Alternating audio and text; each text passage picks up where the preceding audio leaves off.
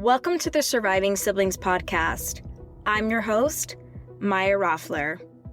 As a surviving sibling myself, I knew that I wanted to share my story, my brother's story. I lost my brother to a homicide in November 2016, and after going through this experience, I knew that I wanted to share my story and his story.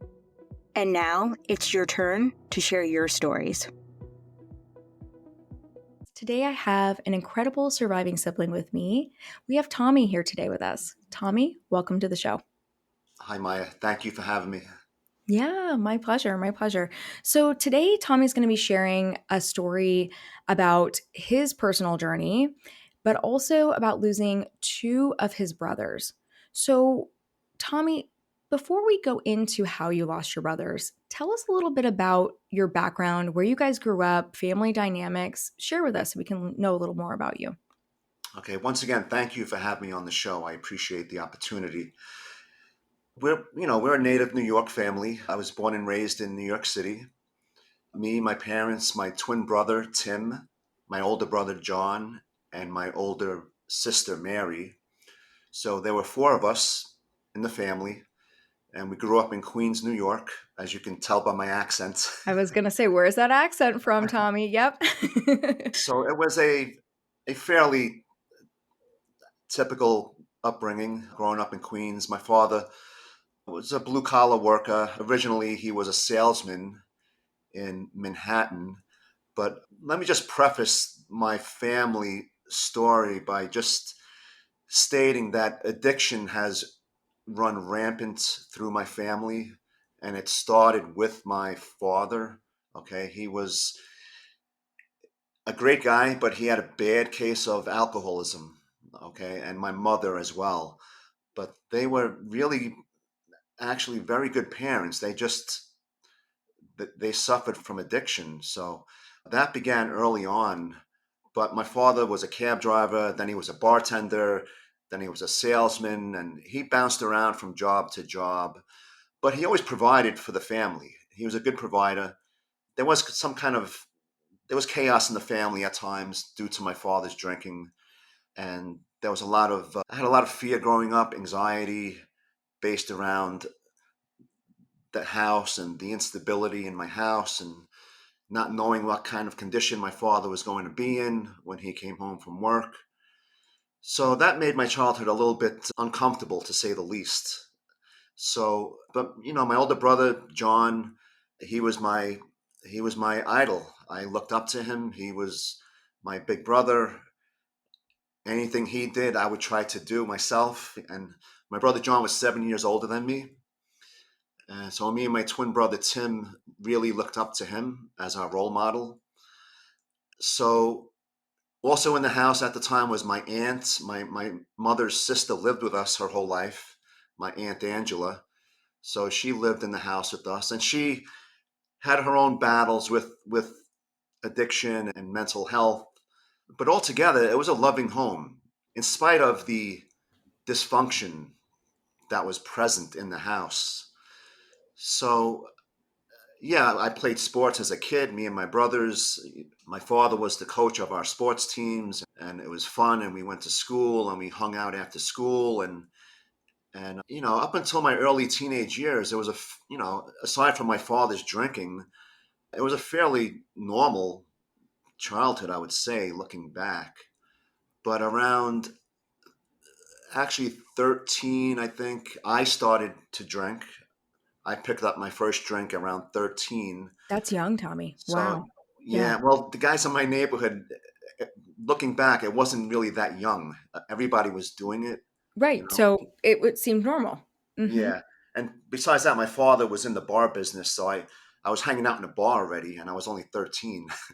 Hmm. So, and my older brother John was hanging out there, and he was drinking and stuff like that. And I discovered that, alcohol took away a lot of negative feelings I had about myself, anxiety, fear, worry. And when I started drinking, I realized, wow, alcohol takes all that negative emotion away. So I knew I would keep doing it. I really knew I would keep doing it. Now, keeping in mind, you know, I knew my father had a serious problem with alcohol. So I remember saying to myself, well, I shouldn't drink too much because I might get into trouble, you Mm-hmm. know? But anyway, at the same time, my brother John, he would, like I said, he was 7 years older, and he started drinking heavily, and his progression with addiction, it was slow but steady, okay? And as well as myself, by the time I was 16, I was drinking every day, getting into little minor scrapes and trouble here and there, but nothing too crazy. But my brother John, what happened to him was that he was in the construction trade. So he worked in Manhattan on skyscrapers doing construction, and he got hurt in early 1985. He got hurt on the job. Let's see, John was 25 at the time. Okay. I was 18. Yeah. So now here, let me just throw in an important part of the story. I stopped drinking around 18 years old because I Wow. knew I was in big trouble, and I managed to stop on my own without going to rehab or treatment of any kind. I just stopped. And amazingly enough, I stayed stopped for several months. And it was during that time my brother John got hurt at work, and he was prescribed pain medication. Okay. So, which, that was nothing new. I mean, unfortunately, pills in my family were just a way of life. My parents were on medications for anxiety and depression and things like that. So I didn't think it was a big deal, but I noticed that my brother was becoming addicted to these pills, okay? And he started to change, and he didn't look healthy, and he wasn't going to work, and his drinking got heavier and heavier. So what happened to my brother John in June of 1985, he ran out of like prescription pain medication. And by What was this he time he taking, had, Tommy? If you sorry, wouldn't mind what was he taking exactly? Do you remember what he was prescribed? he was probably taking something called Vicodin or hydrocodone at the Right. time. Right. Which is It's a, intense. Yeah. Those are it's intense a pills. Yeah. powerful opiate. But then we found out that, my brother was hanging out with local drug dealers in the neighborhood, which he had never done before. Mm-hmm. And so we figured out, well, he's getting pills off people in the street. So his progression with his addiction was very quick, and he Yeah. was hanging out with very bad people in the neighborhood. Now, being an 18-year-old kid, I didn't know how to approach him and say, listen, what are you doing? This is not good. This is, our family didn't know how to approach him to confront him. Right. Because was Right? he living away? Were you still at home with your parents and was he Yeah, living we were all away? still living in the same Oh, house. you are all living in the same. Got it. Yeah, Okay. yeah, we were Mm-hmm. all still in the same house. My two Mm-hmm. brothers, the only one that wasn't there was my older sister. Okay. But me, my twin brother, and my brother John were still in the house. So we're watching my brother John just progress, and he's getting worse and worse. And we tried to talk to him, but he didn't want to hear it. He told us he was okay, and he needs these pills for the pain that he's in, and it's going to be all right. And he told us not to worry. So we just let him do his thing, okay? Until one day, that day was June 9th, 1985. Somebody came to my house and told us my brother John was in the street, and he was basically unconscious in the street near our house. So me and my father went to get him, and we picked him up and we helped him back home. Okay. He was in very bad shape this day. I didn't know how bad he was that day, but I knew that we had to get him home and put him to bed, and hopefully he would sleep it off.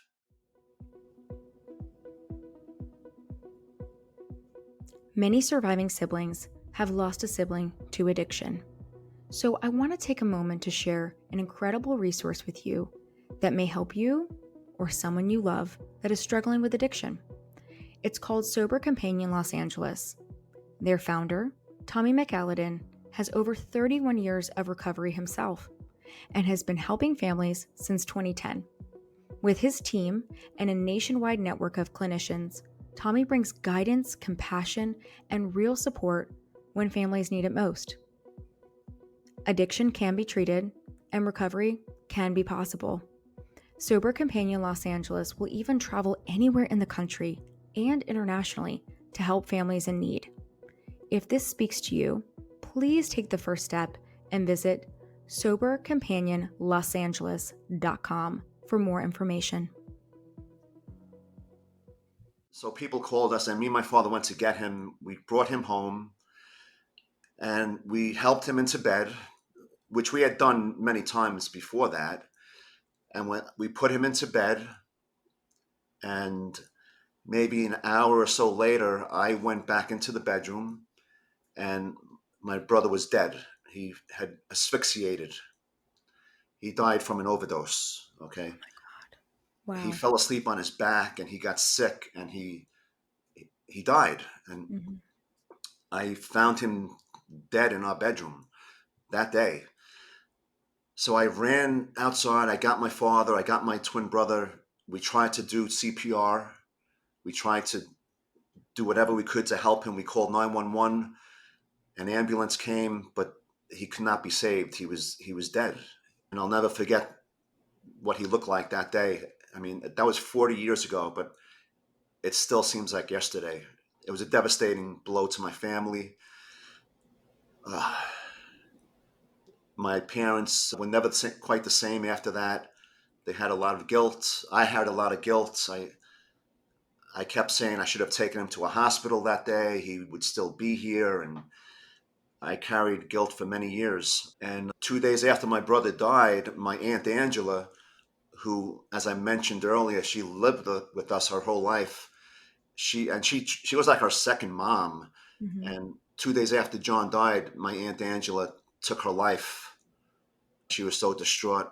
She couldn't deal with my brother's death, and she committed suicide. So the summer of 1985 was incredibly traumatic and sad. Well, she And probably felt like you guys were her kids. She was yeah, your yeah, second mom, right? And yeah, she so was I'm like our sure that second was mom. right. So yeah, the day we buried my brother John, we had to go to my Aunt Angela's wake, and it was just terrible.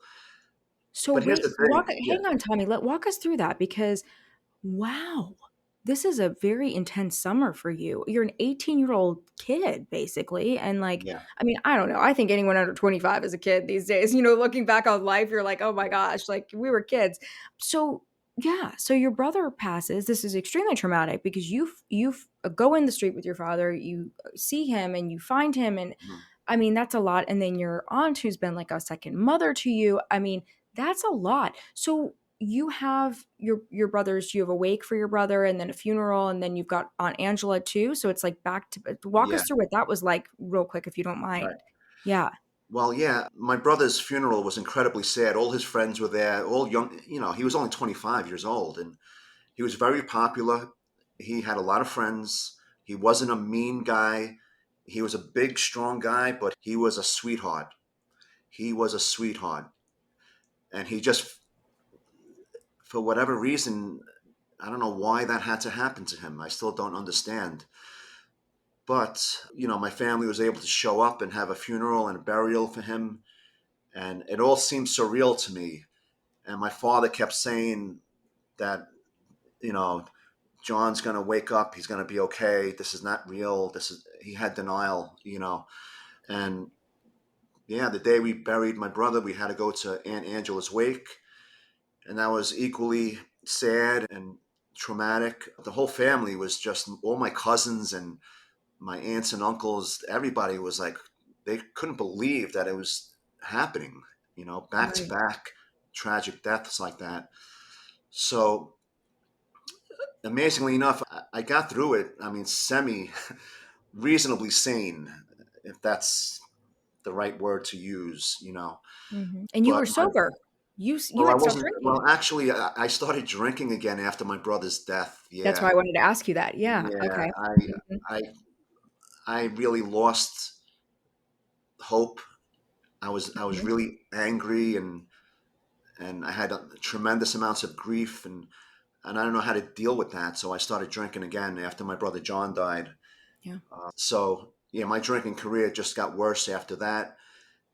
And my father and my mom, I mean, it was tough on me, but I can't imagine what they were going through at the time to lose their oldest son in such a tragic way. My mom never was the same. She wound up in and out of psychiatric wards after my brother died. She had a breakdown, and it was very sad. And so, and then me and my brother Tim, my twin brother, we did our best to support each other through that, because my oldest sister was out of the house and she was married, and she had, she had a young child. And so me and my twin brother Tim were there for each other to try and support each other. And, you know, our protector was gone. Our older brother John was gone. He was our protector. I mean, we loved our father, but we treated my brother John like he was our protector, and now he wasn't there. And it left a tremendous gap and a tremendous hole in us, which is still there today to a certain extent, to be honest. Yeah.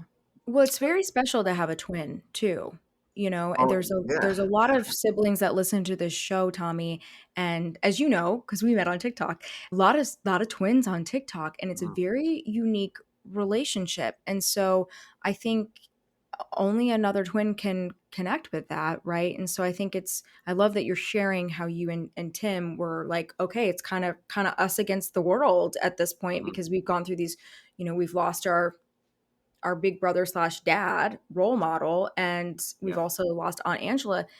I mean, that is so quick and fast and traumatic, both of those losses. So did you feel like, it was that you guys against the world, and did you feel like it bonded you and Tim even more together? I mean, as twins, I mean, Yeah. that's a bond in itself right there. Yeah. Well, yeah, as a twin, I mean, obviously, we were always together ever since we were babies, Right. obviously. Right. And Even we in the didn't, womb, you were together. yeah, Yeah. yeah. So that bond just got stronger after my brother John passed away. Mhm. So we had to hold each other up. My parents did their best to support us, but they were going through their own grief and their own issues. And so me and Tim really supported each other, even more so than we ever did before. And I mean, and then the story with my brother Tim, if you want me to go into that, I could start talking about that as well. Of course. So yeah, I was 10 minutes older than my brother, which is a long time in the twin world. Oh, I've learned that. I've learned that talking to twins and having twins in this community, like 10 minutes. I mean, they're usually like, I'm 60 seconds, or I'm, Yeah. I'm a minute or two The minutes. average one is 10 like minutes two is a big minutes. deal. Yeah. Yeah, yeah. And yeah, so my brother Tim, first of all, my mother always said we were identical, but I really don't think we were, because my brother Tim was a redhead and I had brown hair, Hmm. and our faces were kind of different. You could definitely tell us apart. You knew we were brothers, but we didn't really look like twins, to be honest. But we Hmm. were. And it was great having a twin. I mean, it's like having a best buddy all the time with you. Yeah. And we just did everything together, which included some behaviors that were not so good for us. Of Okay. course. As I mentioned earlier, when I started drinking in my teens, my brother Tim was drinking with me because we always hung out together. And we both developed alcoholism from a fairly young age, as I mentioned earlier. And, we would even try to support each other through that.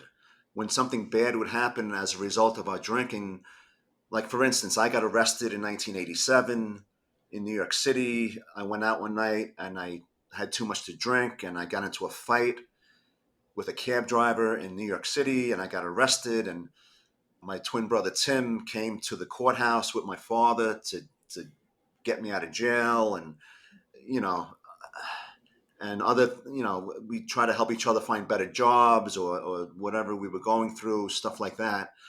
Eventually we both landed very good union jobs with New York City, and we did very well at those careers. Okay, but drinking was always present. It wasn't going away.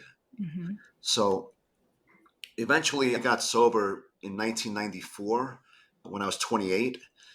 And by that time, I had realized that if I didn't quit drinking, I was going to wind up either dead or locked up somewhere for a long time, because I realized I was an alcoholic and I needed to get sober. So I quit drinking in 1994. Was there And my, something specific that happened though, Tommy? I always ask people this when I have a story like this, right? And someone's sharing so openly. And I think you guys are going to hear as we progress in this story the wonderful things you've done in this community, Tommy.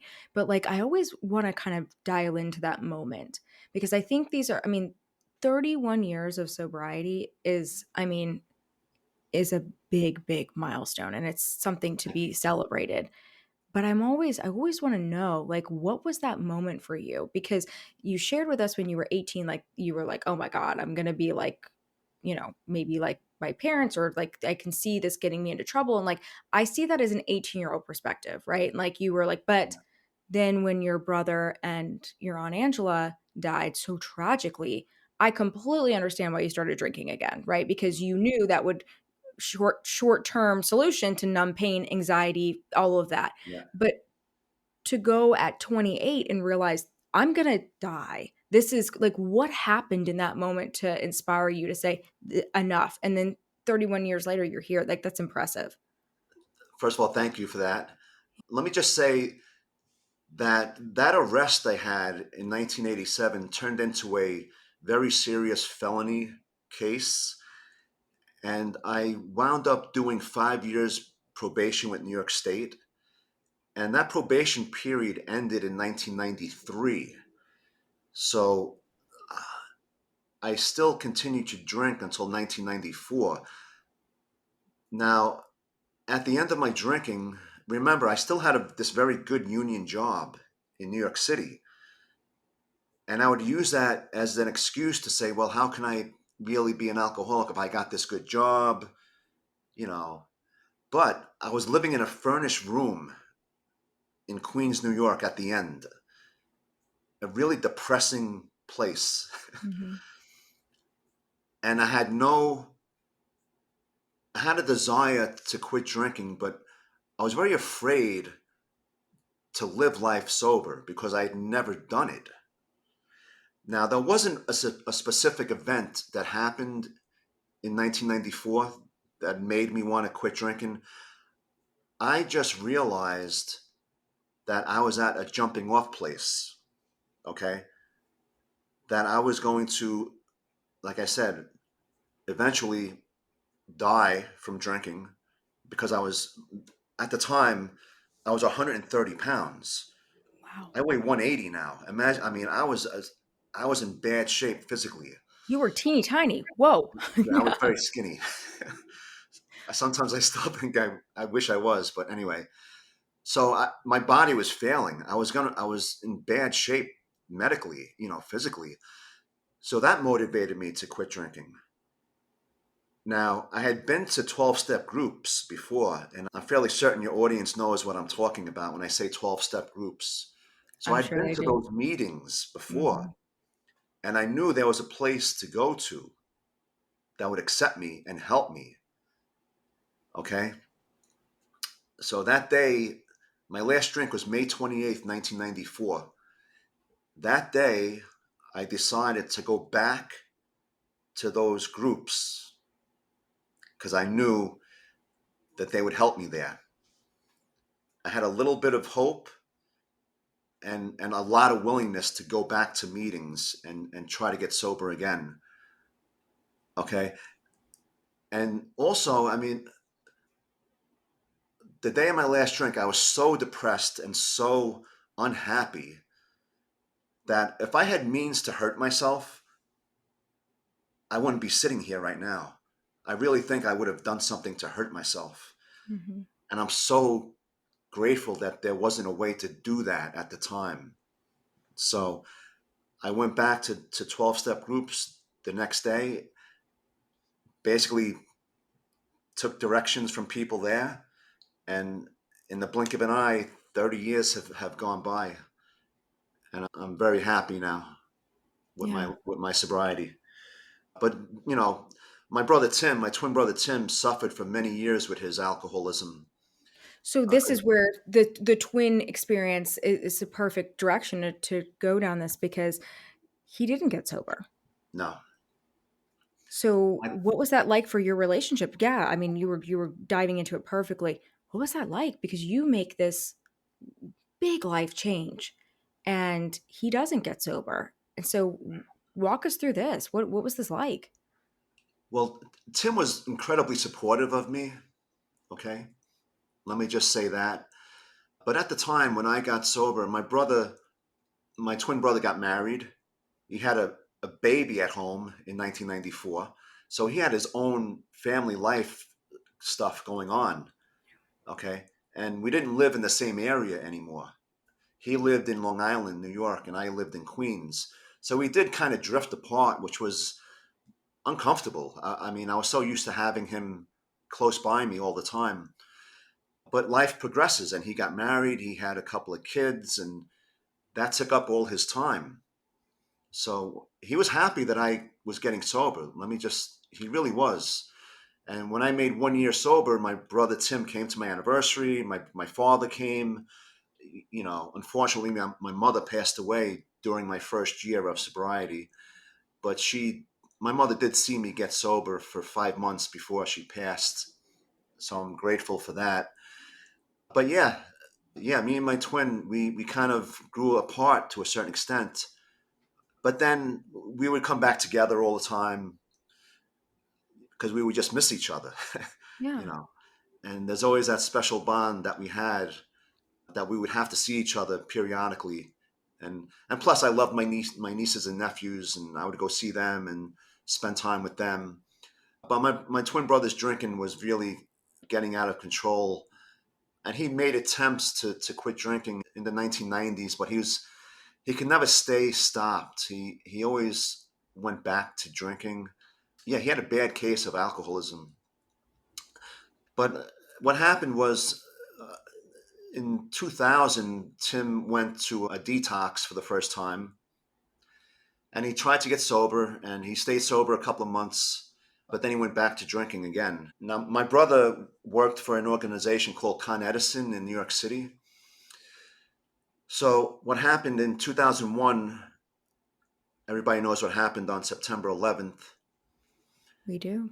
Mhm. So that was a tragic, horrifying day in New York City. And my brother went down to ground zero the day after 9/11 Wow. as a first responder to try to restore power to lower Manhattan. So he went down there with Con Edison. And my brother Tim spent months down at ground zero working around, 16-hour shifts. And I have pictures of him working in the basements of the World Trade Center with all these construction workers and firefighters and, police officers. And it was a tough time. It was a tough time. But eventually, that job ended, and New York City came back to normal somewhat after that tragedy. But my brother's drinking was never really getting better after that. And he made other attempts to quit drinking over the years, and nothing ever stuck. So what happened in 2019, my brother Tim was in trouble again with drinking, and he checked himself into a detox in New York City, which my family had seen him do that many times. So we weren't really too confident that he was going to stay stopped this time. But my brother came home from detox. He joined a 12-step recovery group. He made friends there. he he took all the suggestions that people talk about when you go to that fellowship, and he did a dramatic turnaround. And I stayed out of it. I wanted to help him. Why do you think you stayed out of it? Why? Like, what was, I think this is an important part of your story. Like, I look back to what happened to my brother John, and I didn't step in to help him, and eventually he died. So I wanted to jump in and help my brother Tim. Okay. But he told me, Tommy, I need to do this on my own. I was sober 25 years at the time. But Tim told me, Tommy, I need to do this on my own. And I stayed out of it. And he did great. Tim did great. He was so happy not drinking. It was quite miraculous to see, to be honest, really.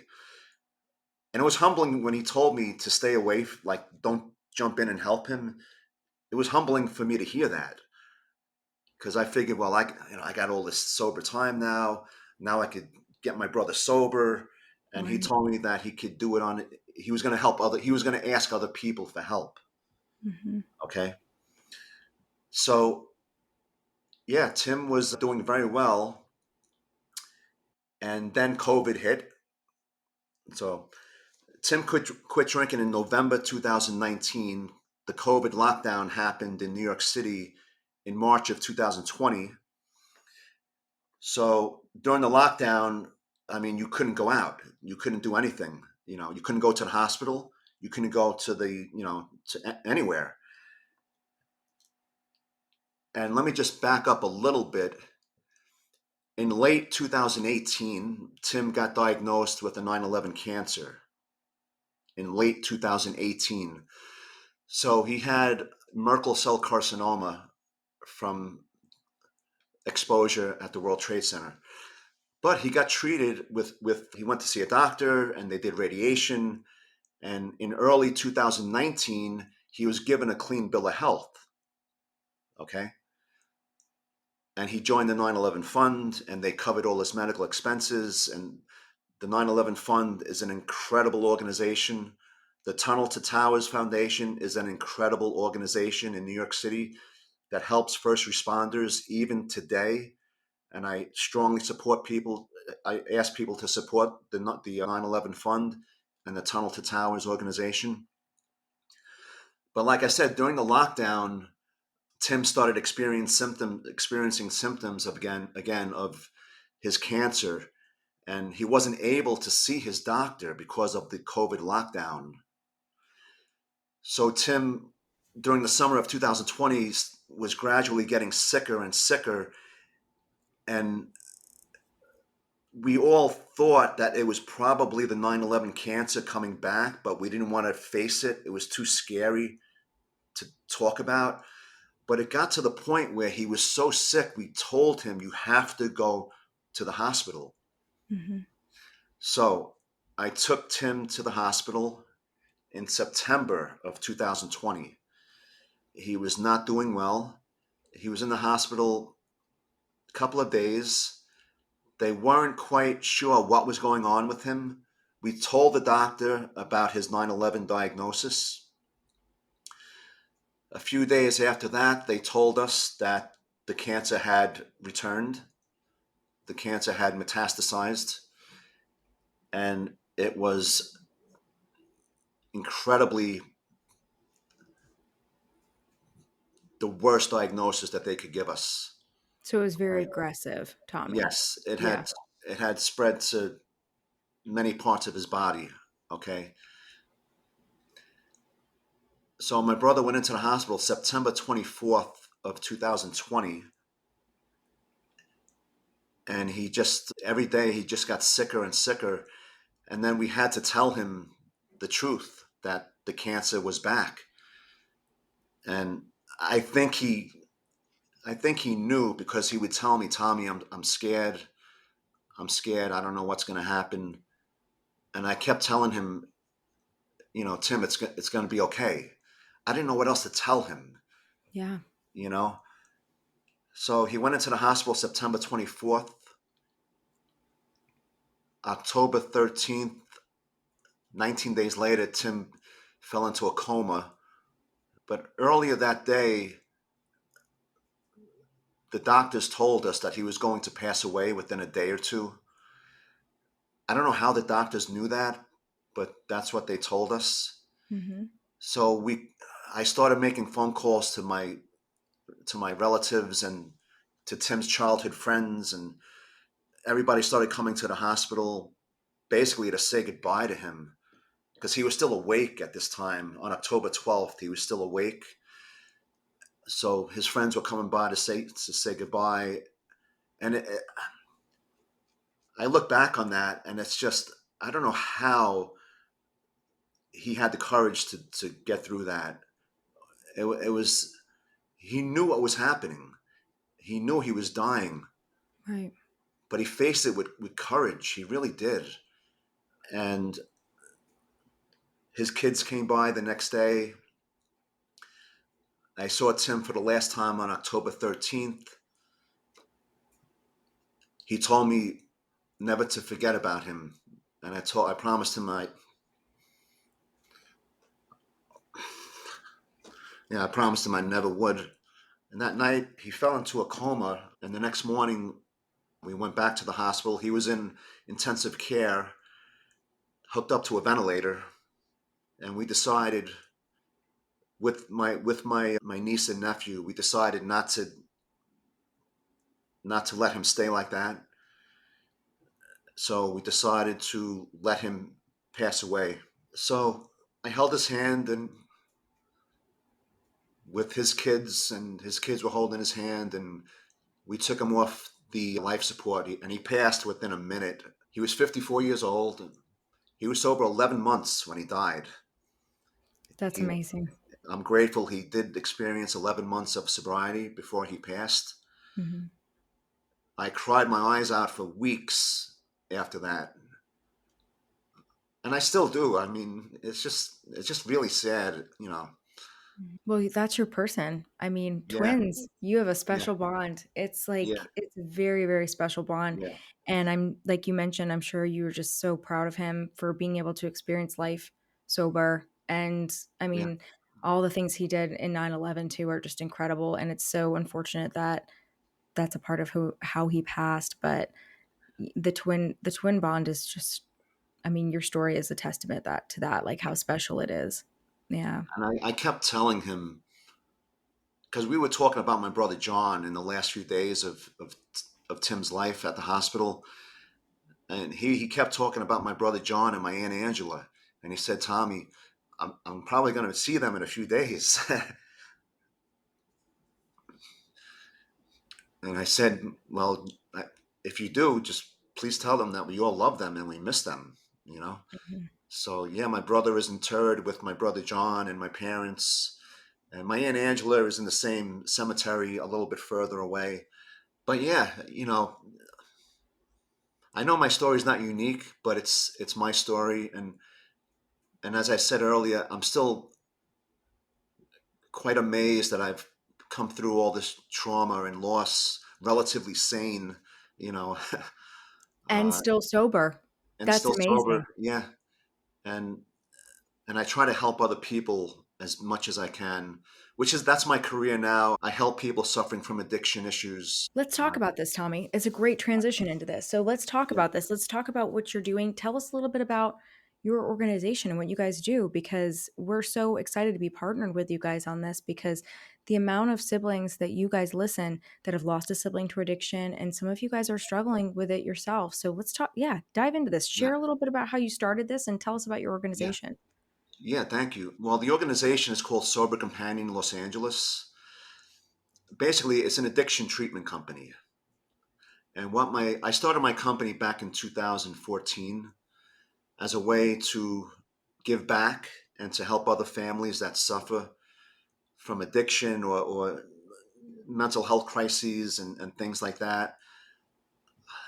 I retired from my regular union job, and then I started my own company with this addiction treatment service.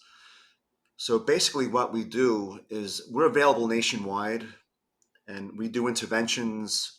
We help people get into treatment, get into detox, get into rehab. We do recovery coaching. We do what's called sober companion work, where we stay with people in their homes and to help them and support them when they're in early recovery.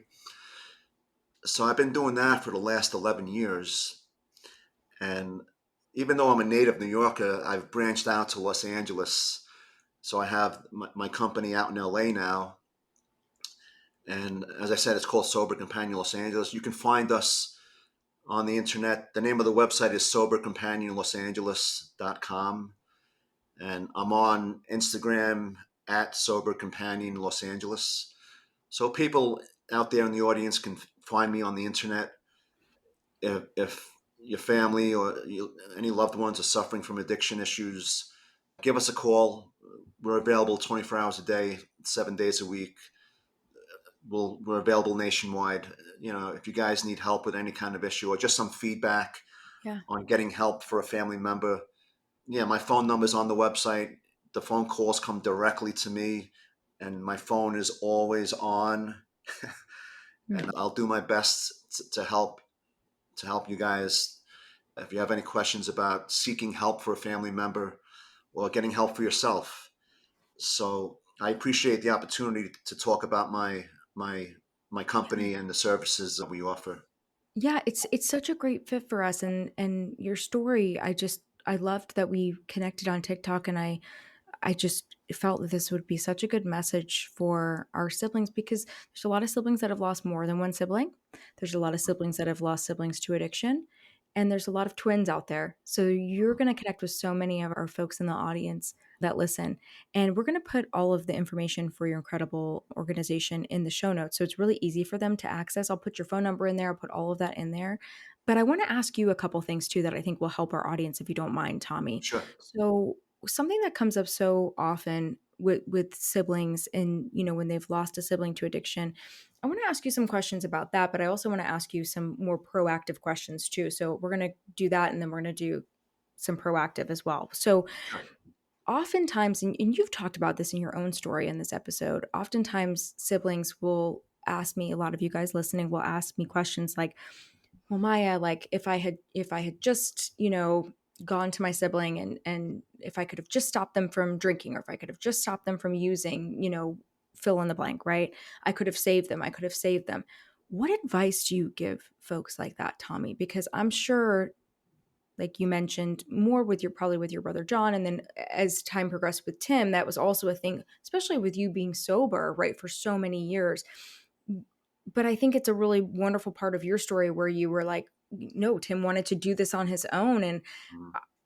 what I've heard from so many people over the years is you have to be ready. You have to be ready to embrace sobriety. But I want to hear this from you. Like, what advice would you give siblings that are like, if only I could have just gotten him sober, if only I could have stopped him from doing this or her from doing.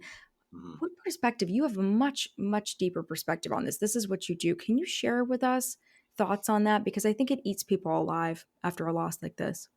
No, of course, that's a great question. I actually get asked that question a lot. Now, every family dynamic is different. My family dynamic was filled with existing addiction issues. Okay, and my family dynamic was filled with denial about addiction. Okay, now denial is a very common theme in people who have addiction. They deny that they have it. Okay, so in my family background, we didn't talk about our skeletons in the closet, so to speak. Okay, so we danced around that subject of my brother John's addiction, hoping he would grow out of it. And we were waiting for him to hit a bottom. But his bottom was that he died. Yeah. When families say we have to wait until he hits a bottom, I don't agree with that. Because if the person is a real addict or an alcoholic, the bottom is death. And it doesn't matter if you have 25 years old or 85 years old. Waiting for waiting for an addict to hit bottom to help them is dangerous advice. And I don't give that advice to families. I say, talk about it. Addiction is rooted in isolation. Okay. What's the opposite of isolation? Connection. Talk about what's going on with your family member. Talk about it not in a tough love approach, but in a loving approach, Mm-hmm. okay? But a stern approach. Let them know that you care about them and you love them and you want to help them, okay? As far as somebody needs to be willing, I can understand that, okay? They have to have a desire to want to stop. But again, once you have a severe case of addiction, a lot of people lose the ability on whether they can choose to stop or not. They're too physically addicted. They can't stop on their own. They have to go to a hospital or a detox or a treatment center. Okay? Now, if you're talking to your family member and they just say, listen, I have no interest in stopping, then there's really not a lot you can do. Some addicts and alcoholics, they pursue it to the ultimate bottom, which is death. And Yeah. it's really sad. You can't force anybody to get sober. It doesn't work. Yeah. When you force somebody to get sober, they get resentful, and more times than not, they go back to the addiction. Okay? If they show you some kind of willingness to want to get help, you have to take advantage of that opportunity right away. Because I do interventions all the time. Yeah. And if the person has a little bit of willingness, that's when you take them to a detox. You Take them to strike a while the hospital. iron's hot at that moment. That's the Exactly. moment. Yeah. Because that willingness might go away the next day if you wait. Mhm. Okay? But again, if your family member is in such dire condition, you might have to just call 911 and take them to a hospital. The day my brother John died, looking back, in a perfect world, we would have just called 911 right away and taken him to a hospital. But Mhm. we didn't know. I didn't know at the time how serious it was that day. I Yeah. thought he would just sleep it off like he always did. And he'll wake up in a few hours, or he'll wake up tomorrow and he'll be okay. I mean, he won't be okay, but he'll be alive. Right. But that day he died, you know? So yeah, as far as the topic of somebody has to want it, I agree with that.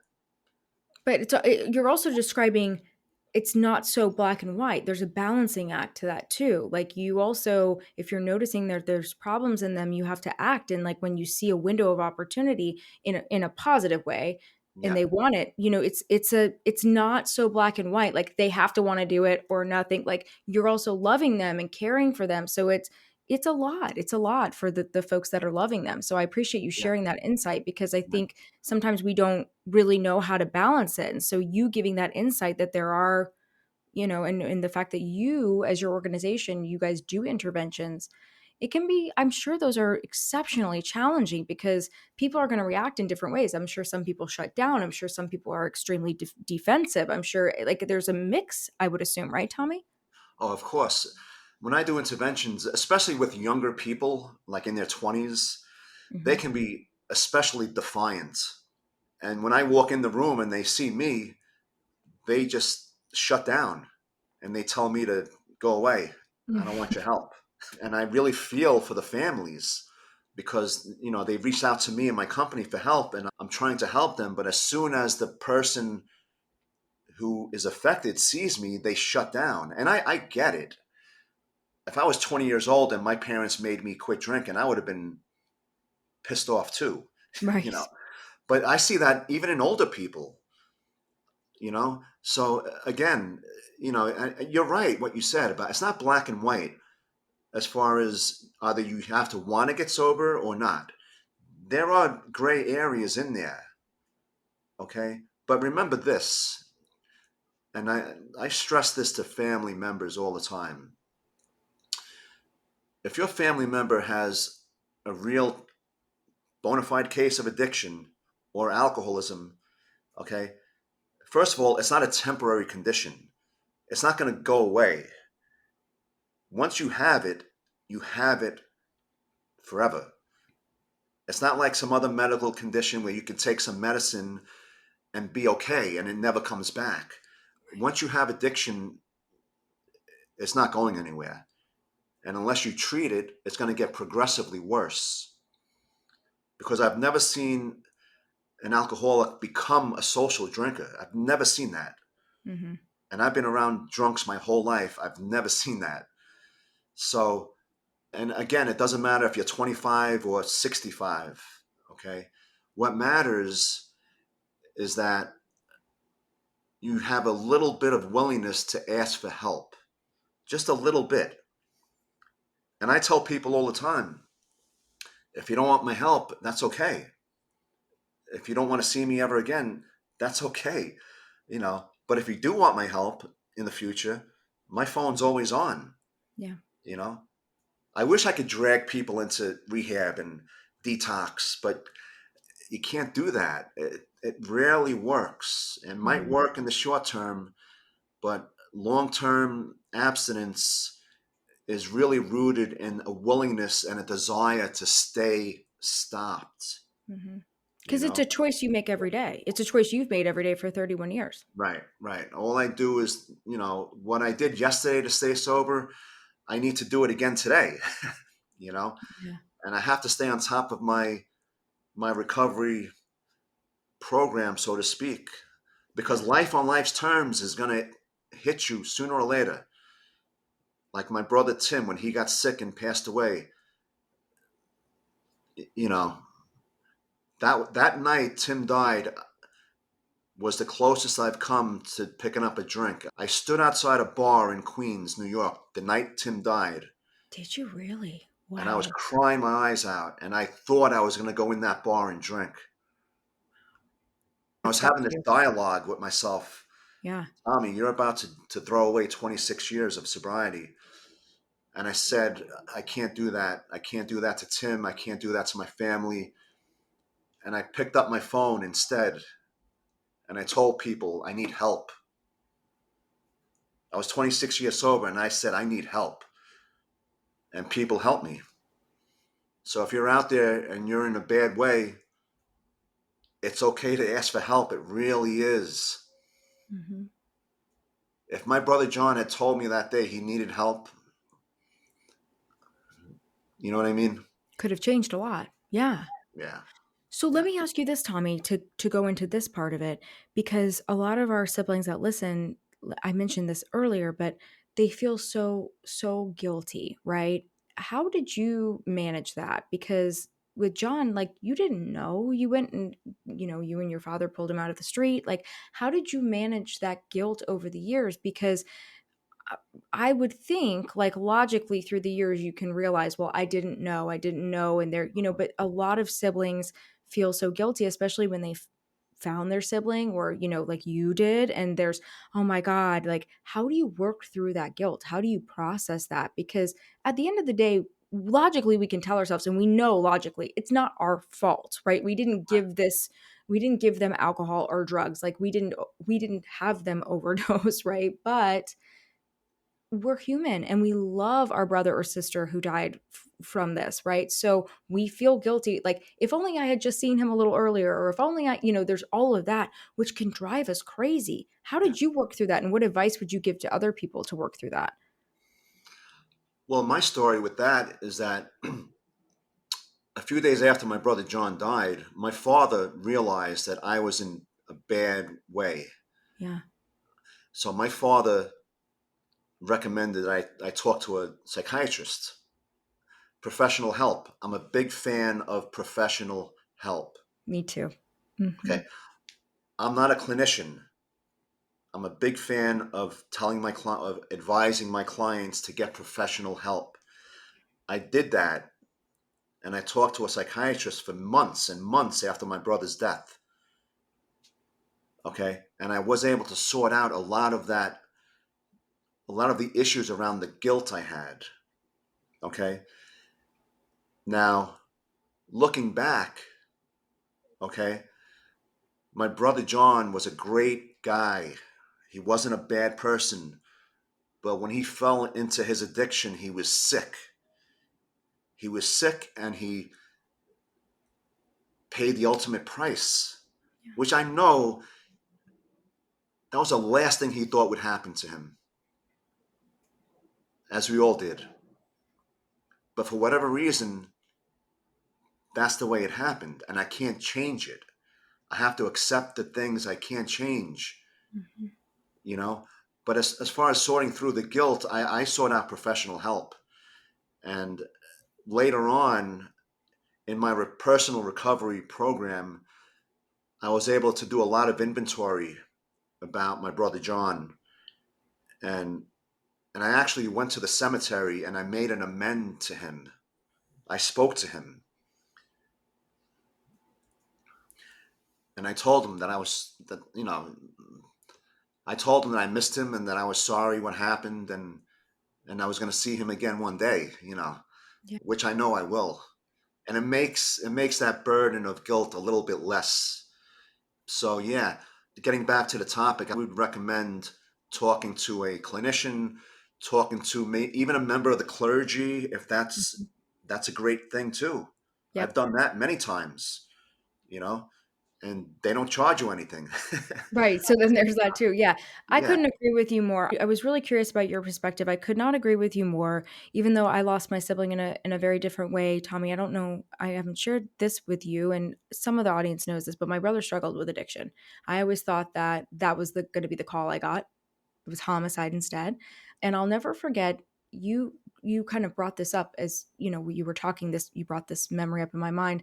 I'll never forget when my brother's addiction was really bad, and he died at 27 from homicide. But I remember there, when you have someone in your life, is better than me, that struggles with drugs or alcohol and or both, there are moments where it gets really dark, as we've talked about on this episode. And there was a really dark time, and I remember I went to my dad and I was like, he's bad, dad. Like, we've got, like, he was on the streets, like, it was bad. And there were times when it was like, the up and down.